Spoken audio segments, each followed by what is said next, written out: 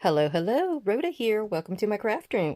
Today I'm going to be working on a Valentine's Day card.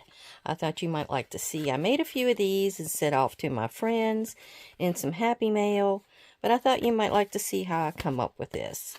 And the sneaky peek, I went by the shop and I forgot to get a book, but Mom bought one. So I think I'm going to be showing you that one as the sneaky peek until I catch up. Well, so I found this one in my done box over there, and it's another Stamperia. I can't remember which one. I think it may have been, oh yeah, it's Hortensia. So she's got these beautiful purples. There's her name right there, Hortensia. She had these beautiful colors. She's got like a page of these little sayings and stuff that came with it. I used a little bit of ribbon here to hold it shut, and it's a pain to to try to tie back. So I'm trying to think of a better way, or if it was even necessary, because the flap actually tucks up under here, if you see. And I don't think you really even need that ribbon. Look, I can't even get it under there again. But it actually goes under the saying back here, in case you wanted to do one like that. But let me tell you, I had to use my reverse tweezers to hold the knot while I tied the bow. Oh. Anyhow, thank you for coming to visit. I hope you like what you see today. Give me a thumbs up if you do. I really appreciate the help and the support. So here we go. This is another one of those. I think it's a one-page wonder. Let me go all the way out here. There we go. It looks like this page here was some kind of coffee or something from maybe a coffee paper pad I had. Anyhow, I tried to cover it with some tea-dye paper. Looks like I need to try that again. But yes, this is 12 inches tall and 12 inches wide. So this is a one-page wonder. And what you do is you would cut, like the previous ones that I've shown you, it's about the same concept. You can put in pockets in here if you wanted to, using up these parts that you've cut off. I didn't put a pocket on the back, so I'm not really sure. Oh, this is one of those T-shaped things. This is one total piece right here, and this is one total piece, and you glue them together. That's what that is. See where it's like glued together right there along the edge? We could do some interesting stuff with that. I'm already getting more ideas. Now, there's a pocket down in here with some of the pretty hydrangeas. That's what Hortensia's main flower was in her kit. She had like a page of these framed items. And I don't know why it's so hard to try to get this back down in here. But this is one of those deals where you got to get past the score line to fold shut. But I've got Let Your Dreams Blossom there. I've got Live Life in Full Bloom there. I could have put something down here, like especially more places to write, since this is a little wrap-up booklet. I love the dragonfly. So that's how this one worked. I could have put something on this page, or, you can still write on that since that's covered. This is one of the tags from the kit. She had some cutouts on her one of her pages. This is not the pretty face. There's another one that she's looking 3/4 at you. Oh, it's gorgeous. It's just gorgeous. I'm not sure where that's at. I think Mom got it. Yeah, I went down to the shop and I barely could get down there with the paper bag journals that I took. Mom, she bought 2 of them. My cousin Phyllis, she bought 3. Thank you, Phyllis. She bought 3. And I just, there's only one there for spring now. So those 2 then bought me out. Okay, so I'm going to put this to the side. If you would like to see this made, let me know, because I'm keeping a list. I'm keeping them in a pile over here, but I may do some different things with this. I don't think I've made that before for you. Okay, so like I said, we're making a card. I need to get my craft stock back out. I found a scrap for my heart, and see, I'm going to have to Now, I just did a wonky heart just out of, whatever I had. Actually, I can get it off of this side. And I just kind of cut it freehand. So, I don't know if I really need to use up that much. There we go. There we go. Can you see that? I don't know. I zoomed in just a little bit. I made a mistake the other day and zoomed in too much. So half of my stuff was cut off. But you can easily cut one of these hearts out. It's wonky, so you don't have to be straight, see? One side is up higher and one side is a little chubbier. Okay, so that's what we're going to do there. Let's just cut across here, and then we'll cut it out. And then I'm going to show you how I decorated it. And then we're just going to do this. It's sort of a little mixed media project. So you've got a little bit of texture paste action. You've got some collaging. You have some stamping. I'm going to use a little bit of this gold paint that I've got right here. It's a metallic Venetian gold. So that's going to decorate the outside edges of this heart. Okay, that's all you had to do there. Now let me get... I'll just use this. I've been stamping on this already. But I've got this one, I think it's Crafter's Companion. I have no clue what it is except for giving you that right there. But this is, if you see the crackle edge, that's this. I made I guess it's a gunshot hole. I don't know what you'd call it. Is right there. And the saying is right here. So all of this comes off of this one pretty little pad. Now, when I first started, I thought I was going to be doing cards. So what happened was I got into all these card things. And I bought these 4. I get fascinated watching a Home Shopping Network.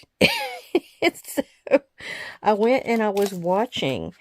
when Anna Griffith is on there, and, what is her, I'm trying to remember the girl's name that runs this company, Laura, I think she's Laura, I'm not sure, the English guy says her name so different, I'm just not sure, but, yeah, I bought a whole bunch of different things to start myself out with. And that's what you can do. And I got them at a good price. But buy smartly. Buy what you know is going to get you a long way. Now, see, I'm still using these 2 years later. And then I just go along the outside edge with my crackle. And I'm using a Dewdrop here, Rich Cocoa, to give me a little bit of a brown look. It's about as close as I could get, really. Okay, and you're just going all the way around the outside. Don't worry if you overlap anywhere. It doesn't matter. Let's see what we can do here. Oh, yep, got the big spread there. Yeah, I had to take some stuff to the shop today. So I made a video earlier and got that done. And then I remembered I have to get this one out because it's almost Valentine's Day. So I said, I need to get that done and show that. So that's what we're doing. Now I'm going to put a little bit of this on here.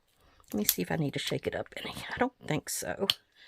But we're going to put a little bit of this on the outside edge, just with your finger, like I always do.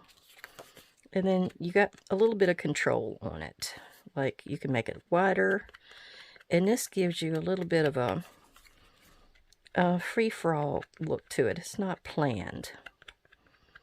It's got more movement and such.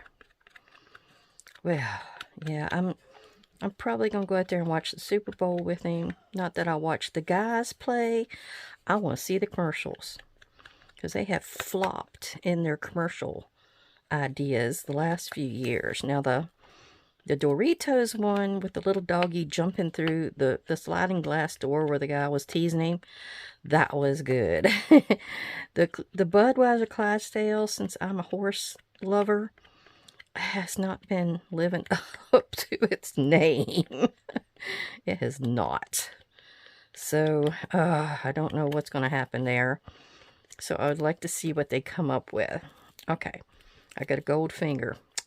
Isn't that a movie? Goldfinger. Whoops, I'm going to be... Well, I don't pay for nothing. I don't I don't have a paid channel, so maybe they won't get me. Okay, so what I need to do now is let that dry for a couple seconds. I need to figure out what I can do with this. Maybe I have a card here. Maybe I can just smear that all over the back side of this, just so it's not wasted. And I've got another one over there that I did this with a while back, but you can just stamp over top of it, put a focal over top of it, do some more texture paste over top of it, whatever you feel like doing. It's kind of like just using distress ink. There we go. Do it the other way.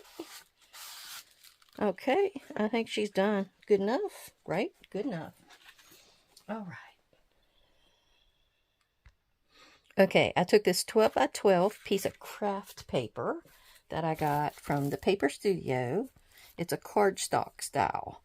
And they're great. I mean, if you like this color, they really look rustic, if that's what you'd like. Well, this is 12 inches tall, and it's 5 inches wide. So we're taking this, and I scored it right dead center at 6. It gets folded in half. And you line up your corners and everything to make sure you're scoring it in a nice, even fold. And there we go. Now, our next step with this one, I was able to pull out all these different little neutral colored strips of like copy paper weight, I guess you would say.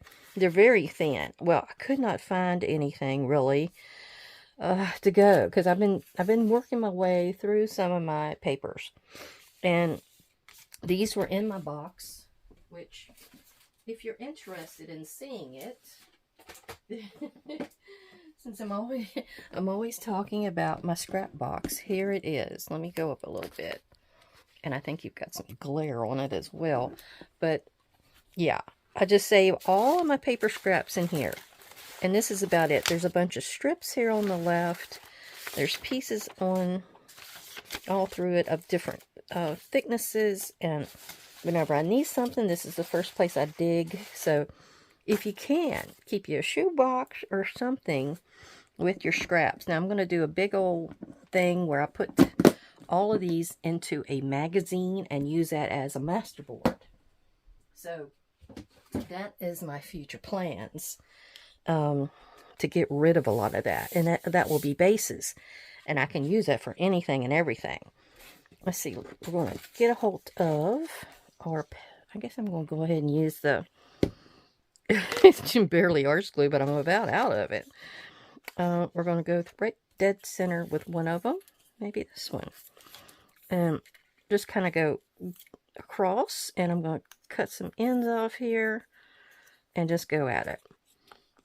I thought you might like to hear some more cemetery adventures today. There was this, I mean, half of the creek that we're working on now is spalding, especially, you know, from the beginning, kind of like midway up, maybe, I guess you could say. That was a very prosperous family. And so all of these spalding graveyards are up through there. And we were just having a time. We'd find names. You know how I was telling you we would use death certificates we would find, and we would go and find out where they were buried and that kind of thing. Well, we kept finding a bunch of these people that we just couldn't find anywhere, because our tactic, I guess you could call it, on this creek was to do process of elimination. Since there was so many Brewers and so many Spaldings, and that kind of thing, we decided to go ahead and try to do as many cemeteries as we could, go ahead and record them and inventory them. Then we could figure out where somebody might be buried. And it was actually working. It was doing really well. And we had this one bunch of Spaldings, or related. They were related to that family as well, that we couldn't find. And so we just didn't know what to do.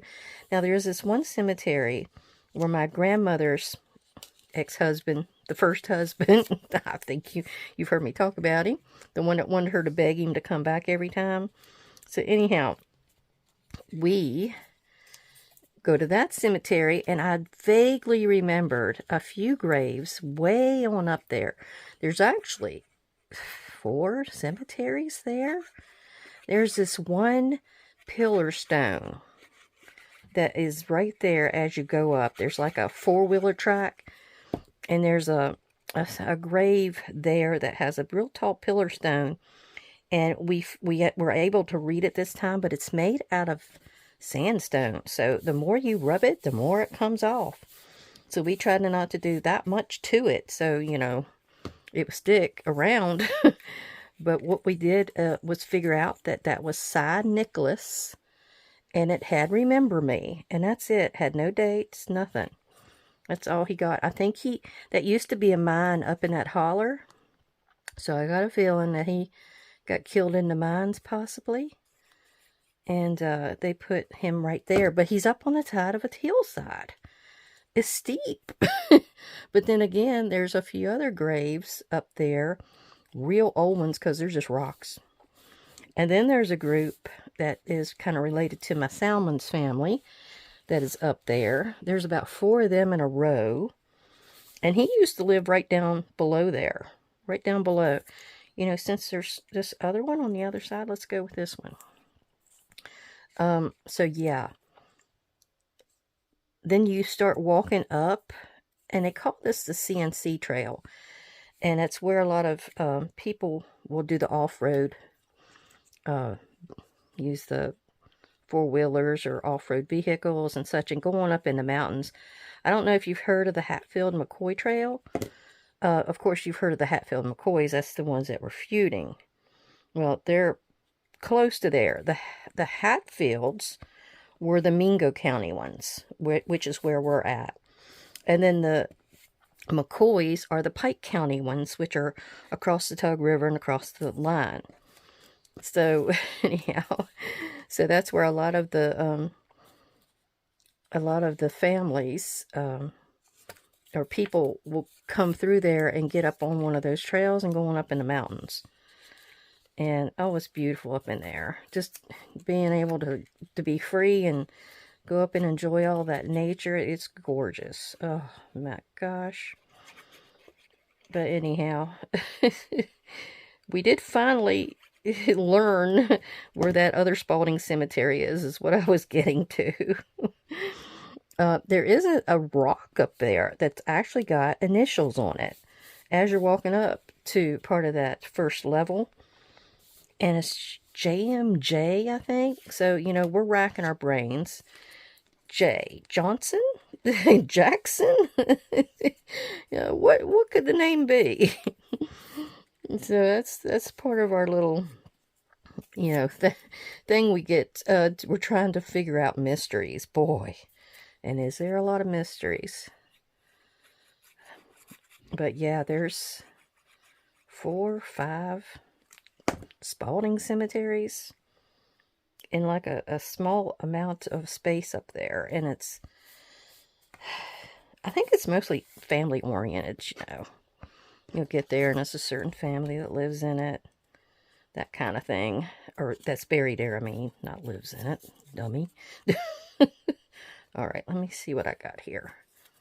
Let's see if I can pinch this off at a nice tapered edge. Come in again. See what we got. Yep, I think it'll be the last one for that side. So we're almost done. I know it's kind of like pulling teeth to watch people do any kind of collaging. At least that's the way I feel. A little bit of pulling teeth. All right, I'm going to go in a little bit here and try to do a tiny, tiny bit on this one for the corner, because it's kind of dropping off a little too fast there. There we go. Well, speaking of which, I would like to do a shout out to Sherry Vanderpool, who is from that neck of the woods. She's from the county on up from there, but still, I kept thinking, I've heard that name before. I've heard that name. And we went to a cemetery up, what was that called? Hickory, no. Got a name, I can't remember it right now. But there is a Basin cemetery, a Mose Basin cemetery. And his wife was a Jane Vanderpool. So anyhow, getting back to you, Sherry, thank you. Thank you for being a great supporter and watcher and viewer and always commenting and keeping up with me. I really, really appreciate it. And I'll wave at you when I get over there. It won't be much longer. We're coming over in the 9th. I think we're leaving the 9th, and we'll mostly be in Charleston then, doing our obit lookups and that kind of thing. But then we'll head on down to Mingo County and get on down there and do our thing. I thought you might like to look at like one of my books. Now what I'm going to do now is I'm going to put some distress ink on here. Not distress ink, texture paste. Grief. Get your mind in the game, Rhoda. Alright, I think that's all nice and dry. Oh, it's pretty. Okay, so we're going to do some texture paste. And this is some of the texture paste translucent, so it's really clear, and you can see how you can actually see through it to whatever is underneath. You can see that line, you can see a darker space there.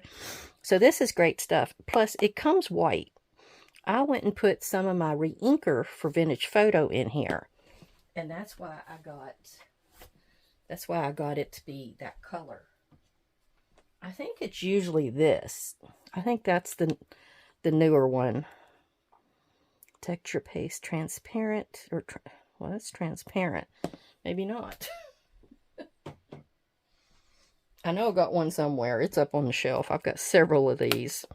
So what I need to do is find the stencil. Okay, I found this one. I think I'll use it instead of the Harlequin design, which is what I used on here. I like all those little words. I don't know if it's French or what it is, but it's a script layering stencil. So all we got to do is lay this over to the side, and it's close to the edge that you want to start on, and it's high up. You can actually tape this down if it's better. Now I have a little plastic piece of saran wrap in here that keeps the air out of here. That will dry this up really quick. So that's why that little bit is in there. Alright, and then you just put it on your spatula or your knife. You can use a butter knife, whatever you might have at hand. And we're just going to kind of put it at the top and the bottom. Let me put a bunch right here and slide upward. Okay. Then we're going to go over to this side and see how neat it is. I love that. That's a really cool little stamp. And we're going to go over here, and I'm trying not to hit anywhere I've already put the paste on. Oh, well, that's going to be hidden by the heart, so we don't have to worry about that. Okay. Now, the most important thing to do, and I don't want that little piece there, is to go ahead and cover this back and to clean this off and take this to the sink immediately. Or if you didn't want to leave your workspace, you could always go ahead and put you a little tray of water and then just throw that in there. Especially a lot of times if you're doing several, you know, you want to go ahead and just put you a bunch of water in there and just throw each one in as you get it done. And make sure it submerges, you know. That's one way of taking care of your items and not getting them dried up where that will stay on there. And you'll have to buy you a new one. Now, who wants to do that? Oh my goodness. Oop, there we go. And then we got our bullet hole, or whatever that is. Maybe it's an ink splotch. I'm not quite sure. But I thought it made an interesting, you know, grungy piece to this. Like right here. Boink. There we go. There. Now all I have to do is clean off my... You can actually stamp off if you chose to instead of cleaning off this, because they say the ink is actually good to build up, because then that gives you a surface for other inks to go to. I'm just one that likes to clean it every time, but once in a while I'm lazy, as you could just see. And we're going to put this back into the container because we're done with it. Now I'm going to let my item dry just a little bit, and I may even hit it with the air gun, the embossing gun, and see what I can do there before this will be placed on there. But yeah, let me bring my book over. I thought I'd let you see how this goes. Let me pull out a little bit. I want you to see that up close. Ugh, my poor arm. The arm of my phone thing. Okay, this is what we'll do. We'll go over there. Like I got into the deeds here. You know, that's my favorite thing to do. And I'll write down the deed book, the deed page, who the two people are, because this guy bought from this one, so he's actually the seller or the grantor, and he's the grantee. The grantor is the seller, the grantee is the buyer. I had to always remember it. But this is 1887. It was considered the Thomas Webb farm, and it tells where it was. Sometimes it tells you who lives next door, like Thomas White's line is nearby the river, to the river. I guess Wolf Shoal is the river. And sometimes it'll say who it was previously owned by before the seller here. So you learn a whole lot of information this way. Like here, this is Marbone. That's the place we started doing all of our cemetery books. And Round Bottom, they used trees and a lot of you know, descriptions on where stuff went. You know, that tree could get cut down. Then there's the property line gone. And then it'll say something about a survey to somebody's land, like this Isaac Brewer. And then, like there, what is it? The survey to said Isaac Brewer running up Marbone as far as the upper end of the bottom with a pile of rocks. We see cucumber stump on here a lot. I don't know what the devil cucumber stump is. Somebody said it's actually a tree. And below the mouth of the pickling tub branch, we know where that's at. So it's some interesting words in a lot of these deeds. And then this is where we visited a cemetery, and we wrote down some people. Back here I had something about... I think we saw Byron Thornton and Kermit and talked to him. Like, there's so many names for different Markham sets. Like, his family, or his wife's family line, was the short leg set. Oh my gosh, another cemetery. I thought I had some other stuff in here. Another cemetery. I'm trying to remember what this is. Oh, there's a mail pouch barn. Oh, that's the library. I must have got into some deeds or census books. Well, anyway, I don't want to bore you with that. So let me get to drying this off, and I'll be right back. Okay, that did the trick with a little bit of the heat gun. It's all dried. The only thing is, you know, that little bit of moisture in there kind of bows it up.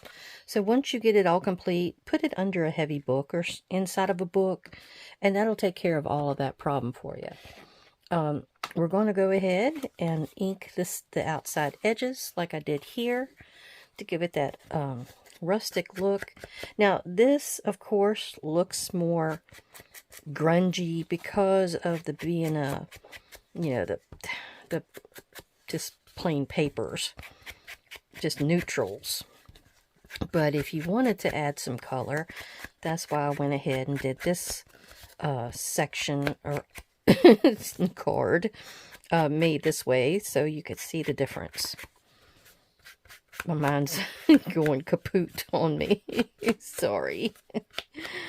Oh my goodness. Yeah. That's okay. We're near the end. It's about time to go out and sit and watch for Super Bowl commercials.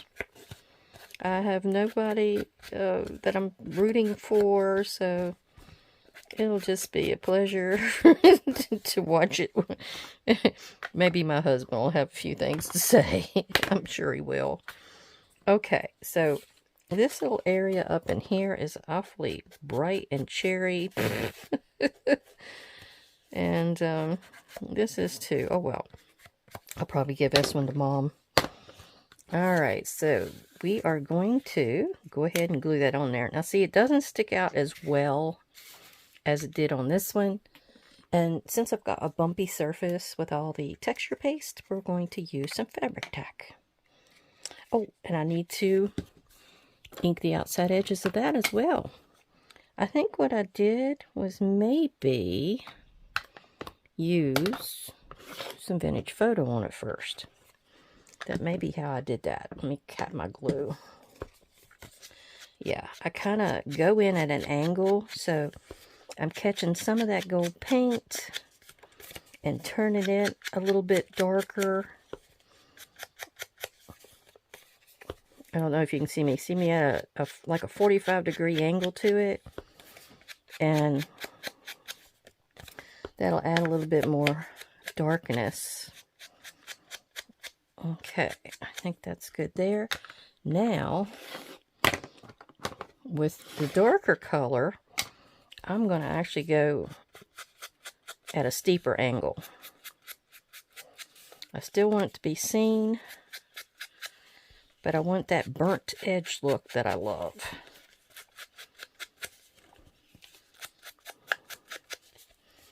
I think I got more of a burnt edge look with that one than I did with this one.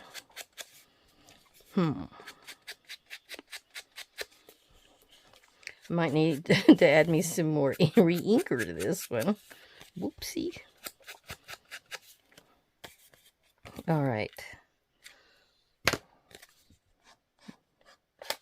Let's see if that helps any.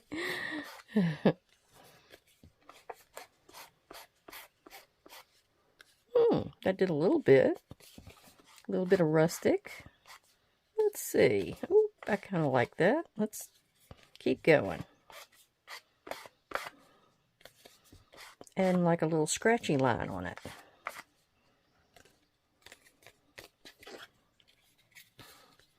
Or you can pick it up. Oh yeah, there we go. Got more control this way. Got a little scratchy line I'm going around the outside with. I had made these before. I have to pull my book out. I've got a ideas journal, so that part's not going to go in my planner. I've got a journal already for that. But let me see if I can find that, and I'll show you what my original one looked like. Alright, let's go ahead and put this down. Let me get my tweezers. Put a little bit of this on the back, and then we're going to set something heavy on it to let it start drying. Okay, that ought to be good enough. And then put this in the middle. There we go. And I'm going to set my peacock on it. Make sure your words are straight across. That's what, yeah, that's the best way to go about it. And we're going to put that on there. Okay, I had to zoom out a little bit. This is what I actually use for my ideas book. I've still got to decorate the front and everything. Maybe I'll do that on film. I just never get around to anything. I've got all kinds of stuff scribbled everywhere. This is a traveler's notebook. I'll probably be using that soon. These are like little scrappy ideas that I come up with. Some of them I've done, some of them I haven't. This is my little tunnel closure book.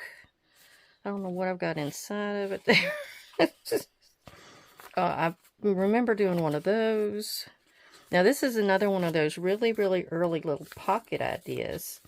And I don't know if everybody's seen that, but I can do that on film. Maybe that'll be on the next segment of the pockets, the easy pockets. I did a film or a video of that, and I actually don't have it showing yet. I needed to do this one first. So you're going to see that. Here was my Christmas tree. It is a V-fold tree. Okay. Anyhow. Enough playing. Okay, that was a sample piece. Okay, here's the actual book. This was an envelope stack that I did. Can you even see it? Ugh. I've got so much stuff here stuck at the beginning. This was my zipper pocket. That was very popular. Maybe I could stick that at the end and you could see that. Very easy to make. It makes a cool whole page pocket. If you got a white page, perfect thing to cover it with. This is that one little pocket I showed not long ago out of Mom's book, I think. This was like a file folder. But anyhow, this is it. This is what I'll put my ideas in. And like there was I showed that the other day, or maybe on that future video I did. But yeah, just stuff all through here. There's my little doily tree. I've got that as a video. A bunch of these I have as a video. Now, my friend, her dad owned a radio station, and they used to have where the on-air would come on when they were speaking and nobody could enter the room or anything. Well, I made this to where it doesn't show until you put that inside of the pocket, and then the on-air would show. And I was thinking, this might be something that they could use. It's a little tight in there. I probably need to work on that. But I thought they could use that for a reveal. Like you had a card and you had like a gender reveal party or something for a baby or whatever. I thought that was a good idea. But here is a pocket I did down here. It's got like a Velcro guy that comes down. And then the whole thing will fold out where you can write on it anywhere you want. And then I think I had in the video where you could get in here as well. But yeah, this is this is my ideas. Here's my corset pocket I created. This was a flip here. That is a specimen flip. I should have kept that one for my bee journal. Oh, but yeah, it's all kinds of stuff in here. So this is where you would put things that you wanted to remember. Oh, here it is. That's why I was digging around in here, wasn't it? There is the Unbreak My Heart. And I made it a cluster, is what it is. It was just scraps of ribbon, scraps of paper, and then I made a little heart and put on top. I did a few buttons, some bling. So that's basically all I made. And I made it look like a button as well, which I thought was kind of cool. So yeah, there we go. But I really need to work on this book really, really bad. Here's a new thing to be putting in there. So anyway, okay, I really hope you got to see a lot of things that you were interested in. Here is our finished product. Let me get it up close for you. Yes, it's all glued down. Now, if you would rather have a piece in here to write on, like a piece of scrap paper or sticky note or whatever, you can glue that in there. You can actually write on that. That craft paper is great for that. So anyhow, happy Valentine's Day, everybody. Bye-bye.